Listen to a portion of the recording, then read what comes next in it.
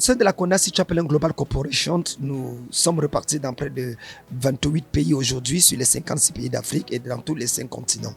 Il faut dire que notre fondateur, le président général Carlos Aroba Gaibord, a établi 70 secteurs en ce qui concerne l'aumônerie de la CONACYT Chapelain. Et l'un des secteurs, bien sûr, traite des problèmes environnementaux. Et vous verrez donc que par rapport aux EDD tels qui a été établi dans l'agenda 2030 par les Nations Unies, nous travaillons pour nous assurer que cet agenda soit maintenu en ce qui concerne les objectifs de développement durable. C'est pour ça qu'il est semblé important pour nous, après d'ailleurs avoir décoré son Excellence Madame le ministre de l'économie forestière, il y a de cela quelques mois, ici encore dans la même salle de l'hôtel Kintele, il était important dans notre partenariat commun de travailler avec elle pour s'assurer que non seulement au Congo, mais dans toute l'Afrique et dans le monde entier, nous puissions accompagner la politique salvatrice de son excellence le président Denis Sassou Nguesso, qui vise à pouvoir préserver la nature. Car l'homme ne peut être heureux que s'il est en paix avec Dieu d'abord, avec son prochain ensuite et enfin avec la nature. C'est dans cette vision holistique que nous travaillons pour nous assurer que, en accompagnant bien sûr le ministère de l'économie et forestière et par là le gouvernement congolais, nous voulons apporter notre part de contribution, comme nous l'avons fait au niveau du ministère des Affaires sociales, avec qui d'ailleurs nous saluons, mais nous voulons aussi accompagner ce ministère pour permettre à ce que des aumôniers environnementaux, des experts dans le cadre de l'écosystème, de la déforestation, du reboisement et même par rapport aux océans, puissent être à la disposition du ministère. Nous allons travailler avec le personnel d'appui par rapport aux aumôniers. Nous allons également aider dans la formation. Comment on les appelle? C'est la police environnementale. Je ne sais pas comment vous les appelez ici. Dans d'autres pays, ce sont des personnes qui sont chargées de s'assurer que le prototype de l'écosystème soit maintenu. Nous avons aux États-Unis, nous avons dans plusieurs pays en Afrique. Nous voulons également sensibiliser la plupart des citoyens congolais sur l'importance de préserver cette riche faune que nous avons ici au Congo. Et enfin, nous voulons faire sortir la voix du Congo, parce qu'il faut dire que le gouvernement de son excellence Denis Sassou Nguesso se voit être pionnier, autant pour moi, de la lutte pour contre la déforestation et pour le reboisement. Donc nous voulons faire sortir cette voie hors du Congo, hors de l'Afrique, partout en Amérique et en Europe où nous sommes représentés, afin qu'au niveau des Nations Unies, qu'on sache effectivement qu'il y a quelque chose qui a été fait et que c'est louable. Nous avons pratiquement une dizaine de pays qui se sont déplacés pour venir à cette grande conférence. Ils viennent d'Afrique, ils viennent d'Europe, ils viennent de presque partout. Nous avons des gens qui sont venus de Belgique, ils sont là pour pouvoir accompagner. Et ça, c'est très important. Nous accompagnons également les gouvernements. Et nous, vous voyez aujourd'hui, la politique, la globalisation fait clairement comprendre que même par rapport au secteur d'activité et de soutien au gouvernement, on préfère aider des structures, des ONG qui en réalité font un travail de base sur le terrain. Et c'est comme ça qu'est la CONACYT Chapelain.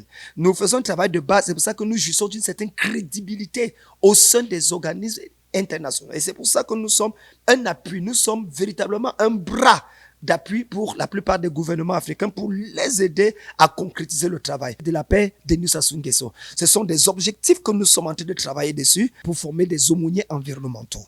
Donc nous voulons interpeller tous ceux-là qui en réalité veulent comprendre comment fonctionne l'écosystème, tous ceux-là qui veulent devenir des piliers dans le domaine environnemental, de venir se faire former. Et quand nous les formons, nous en donnons un diplôme international par rapport à l'environnement, et nous essayons également de les préparer à être des points de focaux par rapport à leur secteur d'activité et dans des zones, villages, afin d'aider le ministère à pouvoir fonctionner. Deuxièmement, nous voulons créer des émissions. Nous avons sur pied un projet, une radio et une télévision qui permettra de lutter et de traiter les problèmes liés à l'environnement. Nous sommes en train de travailler. Nous avons déposé même déjà auprès du ministère de tutelle, je crois, l'organe en charge des régulations de l'audiovisuel. Nous avons déjà déposé pour la création de cette radio. Et je pense que dans les jours qui viennent, avec l'aide de son excellence président Denis Sassou Nguesso, nous allons avoir très vite nos accords. Nous avons le matériel déjà qui est disponible pour ça. Nous voulons également que ce soit au niveau animé des émissions de télévisions à nos propres frais pour sensibiliser davantage les gens. Et enfin, nous voulons, avec l'aide du ministère de l'économie forestière, dans le partenariat que nous allons signer dans les jours qui viennent, permettre à ce que sur le plan international, dans la plupart des forums internationaux également, nous les accompagnons, que ce soit aux États-Unis, dans la plupart où nous allons dans le cadre de l'Assemblée générale des Nations unies, pour porter la voix du Congo et permettre à ce que cette vision excellente du président Denis Sassou Nguesso devienne comme, soit recopiée. Il y a des tricheries qui sont bonnes, soit dans presque tous les pays d'Afrique, afin que ça devienne comme un mouvement environnemental.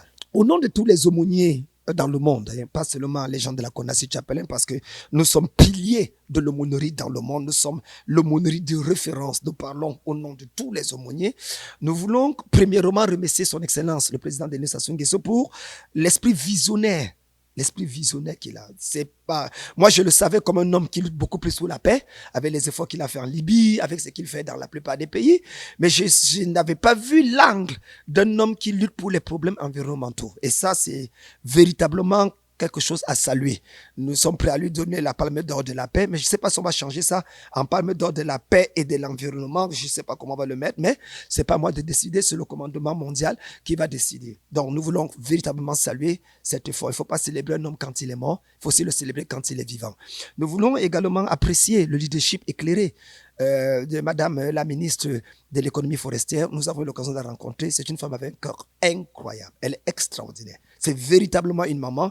Nous voulons saluer l'effort pour organiser un tel événement. Croyez-moi, vous-même, vous voyez le nombre de personnes qui sont là. Vous voyez la qualité de l'événement jusqu'au sol.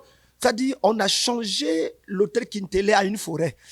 Partout où on passe, on voit, mais c'est de l'excellence. Ça se voit qu'aux États-Unis. Moi, j'ai étudié et fréquenté aux États-Unis. Ce sont des choses qu'on voit particulièrement aux États-Unis. Mais le voir dans un pays africain, encore plus le Congo, où on dit, en parenthèse, que c'est un pays bizarre. Et quand on voit une belle image, je vous assure, en tant que Congolais, il faut en être fier. Et enfin, à tout le peuple congolais, je voudrais apprécier le travail excellent qui est fait, par donnant ainsi la voix à tous les autres pays d'Afrique pour dire, si on a réussi à faire ça au Congo, malgré les difficultés qui se passent, on peut le faire dans tous les autres pays.